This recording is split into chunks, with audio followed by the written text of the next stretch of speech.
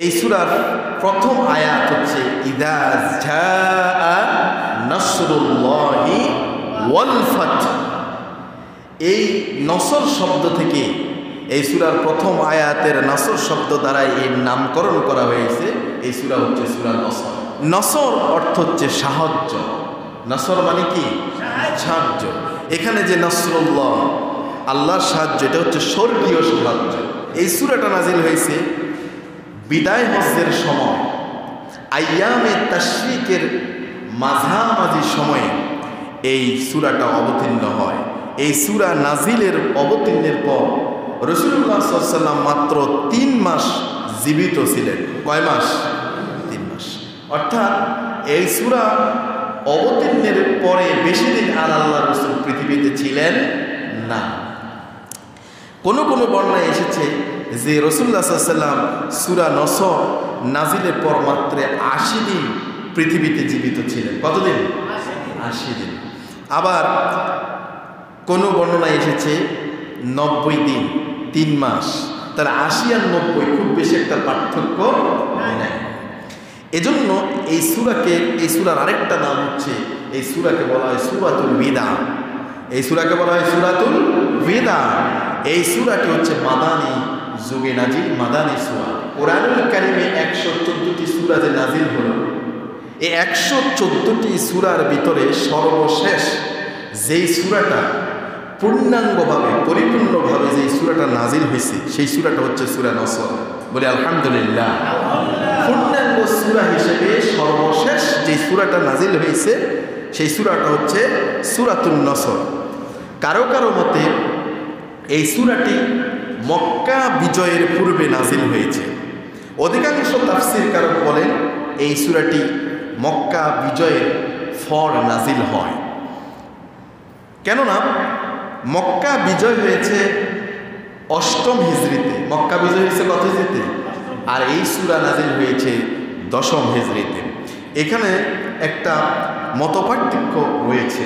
এবার আসুন, এই সূরা রাসূলুল্লাহ সাল্লাল্লাহু আলাইহি সাল্লামের জীবনে, তার রাসূলের হায়াতে জীবনে এই সূরাটা তার জীবনের উপরে কি প্রভাব ফেলেছিল সে সম্পর্কে আমরা একটু কিতাব থেকে আমরা একটু শুনবো। বলি ইনশাআল্লাহ। ইবনে আব্বাস রাদিয়াল্লাহু আনহু বলেছেন, তিনি বর্ণনা করেন, যখন এই সূরা নসর যখন নাজিল হয়, অবতীর্ণ হয়, ইবনে আব্বাস বলেন রাসূলুল্লাহ সাল্লাল্লাহু আলাইহি ওয়াসাল্লাম বলেছেন যে এই সূরা নসর নাজিলের মধ্য দিয়ে আল্লাহ পাক আমাকে আমার মৃত্যুর সংবাদ দিয়ে দিয়েছেন। আল্লাহু আকবার। আরেক বর্ণনায় আসছে, হযরত উম্মে হাবিবা রাদিয়াল্লাহু আনহা বলেন, যখন এই সূরা নাজিল হয়, খেয়াল করেন, যখন এই সূরা নসরটা নাজিল হয়, রাসূল সাল্লাল্লাহু আলাইহি ওয়াসাল্লাম বললেন এই বছরই হচ্ছে আমার ইন্তেকালের বছর, এটাই হবে আমার ইন্তেকাল এই বছরই। এই কথা যখন রাসূলের কন্যা হযরত ফাতিমা রাদিয়াল্লাহু আনহা যখন শুনলেন, তিনি কান্না শুরু করতে লাগলেন। রাসূলের মেয়ে ফাতেমা কাঁদতেছেন। আল্লাহ রাসূল ফাতেমাকে ডাকলেন। ফাতেমা রাসূলের কাছে আসলেন। হুজুর ফাতেমার কানে কানে কি যেন বললেন, অর্থাৎ এমন কথা বললেন, এমন কথা শুনলেন ফাতেমার কান্না বন্ধ হয়ে ফাতেমা হাসি শুরু করলেন, হেসে দিলেন। তখন হযরত এই রাসূলুল্লাহ সাল্লাল্লাহু আলাইহি ওয়াসাল্লাম বললেন যে ফাতেমা, তুমি কান্না করো না। আমার ইন্তেকালের পরে, বিদায়ের পরে আমার বংশধর আওলাদ পরিবার পরিজনের মধ্য থেকে সর্বপ্রথম তোমার সাথেই আমার সাক্ষাৎ হবে। আল্লাহ পাক তোমার সাথে আমাকে সাক্ষাৎ ঘটাইয়া দিবেন। তার মানে আমার আহল পরিবার পরিজনের মধ্য থেকে তোমার আগে বিদায় ঘটবে, আমার পরেই ঘটবে, তোমার সাথে আমার সাক্ষাৎ হয়ে যাবে অচিরেই। আলহামদুলিল্লাহ। আম্মাজান হযরত আয়েশা রাদিয়াল্লাহু আনহা বলেছেন, রাসূলুল্লাহ সাল্লাল্লাহু আলাইহি ওয়াসাল্লাম ইন্তেকালের আগে, আল্লাহর রাসূল ইন্তেকালের পর আগে জীবনের শেষ সময়ে এসে রাসূল একটা তাসবিহ, একটা জিকির, একটা দোয়া আল্লাহর রাসূল বেশি বেশি পড়তেন। আম্মা জান আয়েশা বলেন, রাসূল পড়তেন সুবহানাকাল্লাহুম্মা ওয়া বিহামদিকা আস্তাগফিরুকা ওয়া আতুবু ইলাইকা সুবহানাকা আল্লাহুম্মা ওয়া বিহামদিকা আস্তাগফিরুকা ওয়া আতুবু ইলাইকা। এই দোয়া রাসূল ইন্তেকালের পূর্বে জীবনের শেষ সময়ে এসে বেশি বেশি পড়তে। সুবহানাল্লাহ। আমাদেরকে পড়া দরকার আছে? আমাকে পড়া দরকার নেই। তাহলে পড়েন সুবহানাকা, সবাই বলেন সুবহানাকা আল্লাহুম্মা ওয়া বিহামদিকা আস্তাগফিরুকা ওয়া আতুবু ইলাইক। এই দোয়া রাসূল বেশি বেশি পড়তেন। আমরাও, আমাদের মৃত্যু কখন হয়ে যায় আমরা জানি না, কেউ জানি না, এই জন্য আমাদেরকেও বেশি বেশি পড়তে হবে সুবহানাকা আল্লাহুম্মা ওয়া বিহামদিকা আস্তাগফিরুকা ওয়া আতুবু ইলাইক। আল্লাহর রাসূল জীবনের শেষ মুহূর্তে কেমন দোয়াগুলো পড়তেন, জিকিরে করতেন, তাসবিহ পড়তেন, সেগুলো আমাদেরও আমলের দরকার আছে না? না। হযরত উম্মে সালমা রাদিয়াল্লাহু আনহা তিনি বলেন রাসূলুল্লাহ সাল্লাল্লাহু আলাইহি ওয়াসাল্লাম জীবনের শেষ দিনগুলোতে, রাসূলের জীবনের হায়াতের শেষ দিনগুলোতে, শেষ সময়ে এসে রাসূল সর্ব অবস্থায় উঠতে বসতে চলতে ফিরতে রাসূল একটা তাসবিহ পড়তেন, একটা জিকির করতেন। তিনি পড়তেন সুবহানাল্লাহি ওয়া বিহামদিহি, সুবহানাল্লাহি ওয়া বিহামদিহি। পড়েন সুবহানাল্লাহি ওয়া বিহামদিহি, সুবহানাল্লাহি ওয়া বিহামদিহি। আপনারা পড়ছেন সবাই? আবার পড়েন সুবহানাল্লাহি ওয়া বিহামদিহি, সুবহানাল্লাহি ওয়া বিহামদিহি।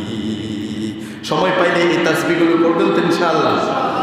আমার প্রিয় ভাইয়েরা, দোকানে বসে, হোটেলে বসে, সার স্টলে বসে, টার্মিনালে বসে বসে অযথা অন্যের নামে গীবত করে, পরনিন্দা, পরচর্চা করে, বহতান করে আপনি আপনার আমল নামায় পাপ, আপনার আমল নামায় গুনাহ কেন জমা করবেন? তার চেয়ে ভালো আপনি যখন করেন, জিকির করেন, তাসবিহ পড়েন সুবহানাল্লাহি ওয়া বিহামদিহি, সুবহানাল্লাহি ওয়া বিহামদিহি। তার চেয়ে ভালো আপনি পড়েন সুবহানাকাল্লাহুম্মা ওয়া বিহামদিকা আস্তাগফিরুকা ওয়া আতুবু ইলাইক। আমার প্রিয় ভাইয়েরা, যখন রাসূল এই দোয়া, এই জিকিরটা বেশি বেশি করতেন, তার রাসূলকে প্রশ্ন করা হলো, ইয়া রাসূলুল্লাহ, আপনি জিকিরটি কেন এত বেশি বেশি করে, এত বেশি পরিমাণে পাঠ করেন? রাসূলকে যখন জিজ্ঞেস করা, রাসূল সাল্লাল্লাহু আলাইহি ওয়াসাল্লাম জবাবে বললেন, রাসূল জবাবে বললেন আল্লাহর পক্ষ থেকে আমাকে হুকুম করা হয়েছে। এই কথা বলে রাসূলুল্লাহ সাল্লাল্লাহু আলাইহি ওয়াসাল্লাম সূরা নসর, এই সূরাটা তেলাওয়াত শুরু করলেন। ইযা জাআ নাসরুল্লাহি ওয়াল ফাth ওয়া রাআইতান নাসা ইয়াদখুলুনা ফি দীনিল্লাহি আফওয়াজা ফাসাব্বিহ বিহামদি রাব্বিকা ওয়াস্তাগফির ইন্নাহু কানা তাওয়াবা। আল্লাহু আকবার। রাসূল এই সূরা নসরটা তেলাওয়াত করে শোনায় দিলেন। তার মানে বুঝালেন যে আমার হুকুম আসছে, ফাসাব্বিহ বিহামদি রাব্বিকা ওয়াস্তাগফির। নির্দেশ কার? কথা বলে, নির্দেশ কার? হুকুমটা কার? রাসূল জানাইয়া দিলেন যে আল্লাহর পক্ষ থেকে আমার হুকুম, আল্লাহর নির্দেশ হচ্ছে আপনি বেশি বেশি আল্লাহর তাসবিহ করেন, জিকির করেন, আল্লাহ প্রশংসা গুণকীর্তন করেন, আপনি তার কাছে ইস্তিগফার করেন। ইন্নাহু কানা তাওয়াবা, নিশ্চয় তিনি হচ্ছে তওবা কবুলকারী। সুবহানাল্লাহ। তওবা কবুলকারী কে? আমার প্রিয় ভাইয়েরা, এবার এই সূরাটা রাসূলুল্লাহ সাল্লাল্লাহু আলাইহি ওয়াসাল্লামের জীবনে কেমন প্রভাব ফেলেছে সেই কথাগুলো বলতে গিয়ে কথাগুলো বলছি। এই সূরাটি যখন নাজিল হলো, অবতীর্ণের পরে হযরত ওমর একটা সভা ডাকলেন। ওই সভার মধ্যে প্রবীণ সাহাবী যারা আছে, রসুলের প্রবীণ মুরব্বী সাহাবীদেরকে ডাকলেন, কিন্তু হযরত ওমর সভা ডাকলেন মুরব্বীদেরকে নিয়ে। কিন্তু ওমর যখন ওই সবার মধ্যে ঢুকবেন, ঢোকার সময় ওমর নিজে সাথে করে একটা বাচ্চা ছেলেকে নিয়ে আসলেন। আল্লাহু আকবার বলেন। সবাটা কি বাচ্চা ছেলেদের না বড়দের, মুরব্বীদের? কাদের? মিটিংটা মূলত কাদেরকে নিয়ে? মুরব্বীদেরকে নিয়ে। প্রবীণ যারা, বয়স্ক যারা, অভিজ্ঞ যারা, প্রাজ্ঞ যারা, মুরব্বীদের একটা অভিজ্ঞতা আছে, তাদের একটা পরামর্শের একটা মূল্যায়ন আছে, তাদেরকে নিয়ে ডাকছেন। কিন্তু ওমর সভাতে ঢোকার সময় একটা ছেলে, বাচ্চা ছেলেদেরকে নিয়ে ঢুকতেছেন। এটা কেমন বিরোধী হয়ে গেল না? স্ববিরোধী হয়ে গেল না? হযরত ওমর বাচ্চা ছেলেকে নিয়ে যখন ঢুকছেন, তখন ওই মুরব্বী সাহাবীরা বলতেছেন, ওমর আজকের মিটিংটা হচ্ছে মুরব্বীদেরকে নিয়ে, প্রবীণ সাহাবীদেরকে নিয়ে, কিন্তু আপনি বাচ্চা ছেলেকে আমাদের মুরব্বীদের মিটিংয়ের মধ্যে কেন আনলেন? হযরত ওমর বললেন, একটু অপেক্ষা করেন, কেন আনছি এর জবাবটা একটু পরেই পেয়ে যাবেন। আল্লাহু আকবার। সভা শুরু হলো, মিটিং শুরু হলো। এক পর্যায়ে হযরত ওমর রাদিয়াল্লাহু আনহু তিনি প্রবীণ একজন মুরব্বী, প্রবীণ একজন সাহাবীকে ডেকে বললেন, ও আল্লাহর রাসূলের সাহাবী, আল্লাহ পাক যে সূরাতুন নসর যে নাজিল করলেন, ইযা জাআ নাসরুল্লাহ, এই সূরাটা যে নাজিল করলেন, এই সূরাটা নাজিলের প্রেক্ষাপটে, এই সূরাটা যে নাজিল হয়েছে কি কারণে, এই সূরা থেকে আপনি কি বুঝলেন আমার একটু বলেন। হাউজের মধ্যে একটু বলেন, এই যে হাউস, এই সভাকক্ষে আপনি একটু বলেন এই সূরা থেকে আপনি কি বুঝছেন। ওই মুরব্বী প্রবীণ সাহাবী বললেন, এই সূরা দ্বারা আমি বুঝেছি আল্লাহ পাক যত বড় বড় শহর আছে, নগরী আছে, ওই শহরগুলোতে আমাদেরকে বিজয় দিয়ে দিবেন, বিজয় দিকে আমাদের ছিনিয়ে আনতে হবে, বিজয় যে আল্লাহ আমাদের মাধ্যমে দিয়ে দিবেন, এই কথা আল্লাহ পাক সূরা নসরের মধ্যে আল্লাহ তাআলা ইঙ্গিত দিয়ে দিয়েছে। সুবহানাল্লাহ। হযরত ওমর রাদিয়াল্লাহু আনহু এবার বললেন, আচ্ছা আপনি দাঁড়ান, আপনি বলেন তো এই সূরা থেকে আপনি কি বুঝতে পেরেছেন। আরেকজনকে জিজ্ঞেস করলেন।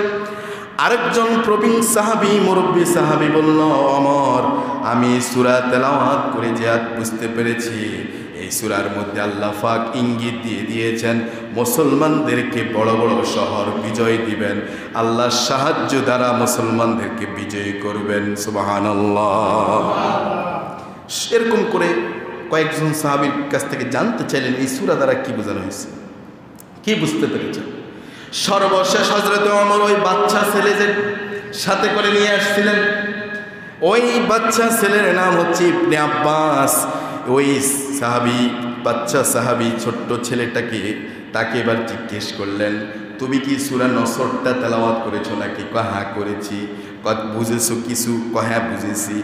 তুমি কি বুঝেছো একটু বলো। ওই বাচ্চা সাহাবী, ওই ছেলেটা এবার জবাব দিল, ওমর আমি কি বুঝেছি এটা বলতে গিয়ে হাউমাউ করে কান্না শুরু করে দিল। মুরব্বী সাহাবীরা, প্রবীণ সাহাবীরা সবাই অবাক হয়ে থাকলো। কান্নার কি আছে?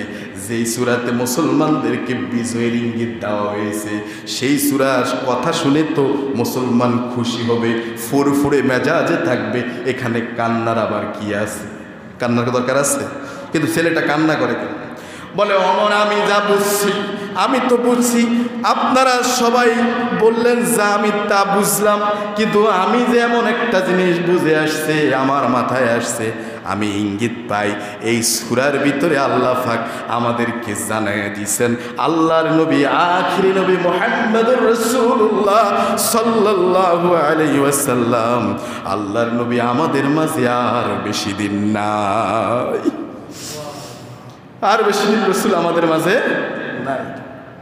এবার হযরত ওমর বলল, এই বাচ্চা সাহাবী, এই ছোট্ট ছেলেটা যা বুঝছে আমারও মনে হয় এই সূরার বিজয়, আল্লাহর সাহায্য, বিজয়ের কথার মধ্য দিয়ে আল্লাহ রাব্বুল আলামিন আমাদেরকে ইঙ্গিত দিয়ে দিয়েছেন তিনি তার বন্ধু হাবিব মুহাম্মদ সাল্লাল্লাহু আলাইহি ওয়াসাল্লামকে দুনিয়া থেকে ওফাতের মাধ্যমে এই দুনিয়া থেকে নিয়ে নেবেন। রাসূল আমাদের মাঝে আর পৃথিবীতে বেশি দিন থাকবেন না। আমার প্রিয় ভাইয়েরা, এই সূরা রাসূলুল্লাহ সাল্লাল্লাহু আলাইহি ওয়াসাল্লামের জীবনে এমন প্রভাব এনেছিল। এই সূরার আমরা এখনো অনুবাদে যাইনি। এই সূরার অনুবাদে আমরা যাব, তার আগে আমরা এবার একটু শুনি সূরা নসরের ফজিলত কি। শুনবেন? মনোযোগ আছে? ইযা জাআ নাসরুল্লাহি ওয়াল ফাত। আজকে এই সূরার আলোচনা করতেছি। এই সূরার ফজিলতটা আমরা এবার একটু শুনি। আমরা এর নামকরণ শুনলাম, নাজিলের অবতীর্ণের সময়কাল শুনলাম, প্রেক্ষাপট শুনলাম, এই সূরা রাসূলের জীবনের কি প্রভাব ফেলেছিল সেটা আমরা শুনলাম। এবার আমরা শুনবো সূরা নসরের ফজিলত। সূরা নসর এমন একটা সূরা, যদি কেউ এই সূরা নসরটা একবার তেলাওয়াত করে আল্লাহ পাক 7.5 পারা কোরআন তেলাওয়াতের সওয়াব তার আমল নামায় দান করে দিবে। কয়বার? একবার। কয়বার তেলাওয়াত করলে? সূরা নসর যদি একবার তেলাওয়াত করে আল্লাহ পাক ওই বান্দা বান্দির আমল নামায় 7.5 পারা কোরআন তেলাওয়াতের সওয়াব আমল নামায় দান করে দিবে। 2 বার যদি কেউ তেলাওয়াত করে সূরা নসর, ইযা জাআ নাসরুল্লাহ, এই সূরা যদি 2 বার তেলাওয়াত করে 15 পারা কোরআনুল কারীমের 15 পারা তেলাওয়াত করলে যেই সওয়াব, সেই সওয়াব আল্লাহ পাক তার আমলনামায় দিয়ে দিবে। যদি কেউ 3 বার তেলাওয়াত করে, কয়বার? 3 বার তেলাওয়াত করে 22.5 পারা তেলাওয়াতের সওয়াব তার আমলনামায় দিয়ে দেওয়া হবে। সুবহানাল্লাহ। যদি কেউ 4 বার কোন আল্লাহর বান্দা বান্দি সূরা নসর, ইযা জাআ নাসরুল্লাহি ওয়াল ফাত, এই সূরাটা যদি 4 বার তেলাওয়াত করে আল্লাহ পাক ওই বান্দা বান্দির আমলনামায় গোটা কোরআনুল কারীম 30 পারা তেলাওয়াতের সওয়াব তার আমলনামায় দিয়ে দিবে। আমার প্রিয় ভাইয়েরা, এই সূরার সমতুল্য আরেকটা সূরা আছে, সূরাতুল কাফিরুন। আলহামদুলিল্লাহ বলেন। ওই সূরার নাম কি? কুল ইয়া আইয়ুহাল। এই সূরাটাও একই সমপরিমাণ। এই সূরাটাও যদি কেউ 4 বার তেলাওয়াত করে আল্লাহ পাক গোটা কোরআনুল কারীম 30 পারা তেলাওয়াতের সওয়াব তার আমলনামায় দিয়ে দিবেন। সুবহানাল্লাহ। এজন্য রাসূলুল্লাহ সাল্লাল্লাহু আলাইহি সাল্লাম যখন ভেতরের নামাজ পড়তেন, রাসূলুল্লাহ সাল্লাল্লাহু আলাইহি সাল্লাম ভেতরের নামাজে প্রথম রাকাতে পড়তেন সাব্বিহিসমি রাব্বিকাল আ'লা, দ্বিতীয় রাকাতে পড়তেন কুল ইয়া আইয়ুহাল কাফিরুন। এই সূরাটা দ্বিতীয় রাকাতে পড়তেন। এই সূরা এবং সূরা নসর, এই সূরাগুলো একই সমপরিমাণের তেলাওয়াতের সওয়াব। বলি সুবহানাল্লাহ।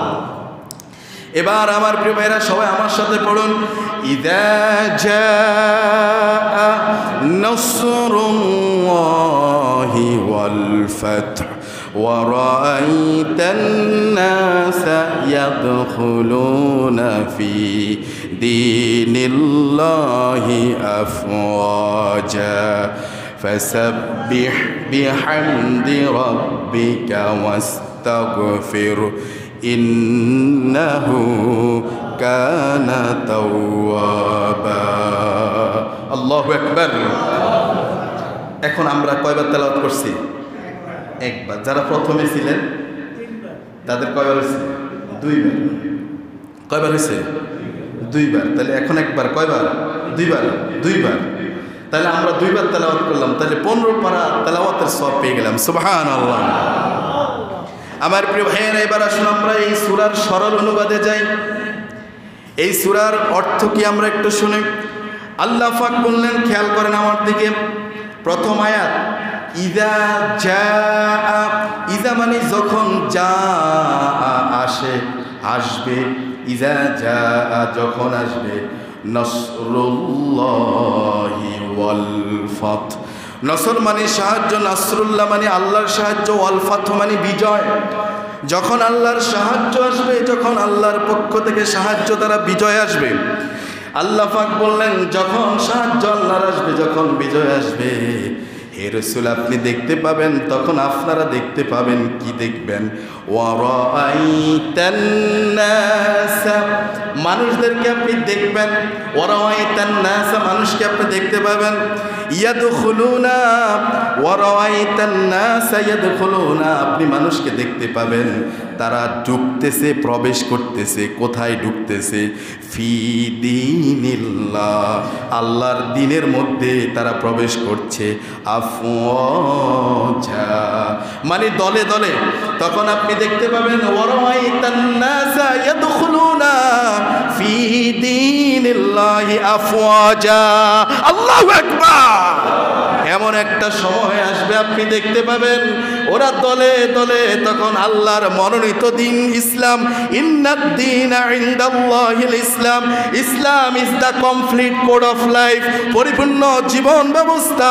সেই ইসলামের মনোনীত আল্লাহর ধর্ম দীনিয়াল ইসলাম, ওই ইসলামের দিকে তারা ঝাঁকে ঝাঁকে, তারা দলে দলে আফওয়াজা, তারা দীনিল্লাহি আফওয়াজা, আল্লাহর দ্বীনের ভিতরে তারা ঢুকবে, আসবে।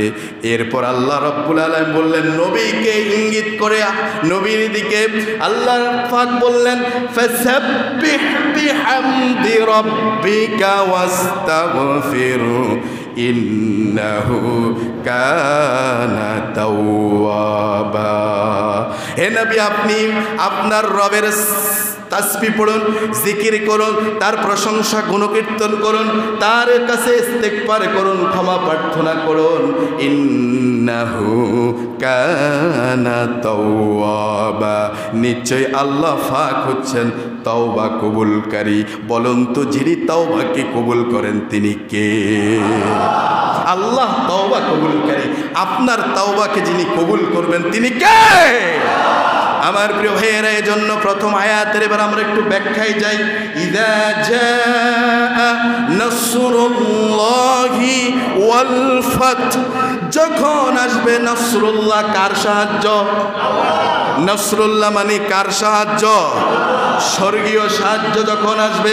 আজ মুসলমানদেরকে অত্যাচার করা হচ্ছে, নির্যাতন করা হচ্ছে, ফিলিস্তিনের মুসলমানদেরকে নির্যাতন করা হচ্ছে, কাশ্মীরের মুসলমানদেরকে নির্যাতন করা হচ্ছে, আজ ইন্ডিয়া ভারতের মুসলমানদের উপরে নির্যাতন করা হচ্ছে, চীনের উইঘুরের মুসলমানদের উপর নির্যাতন করা হচ্ছে।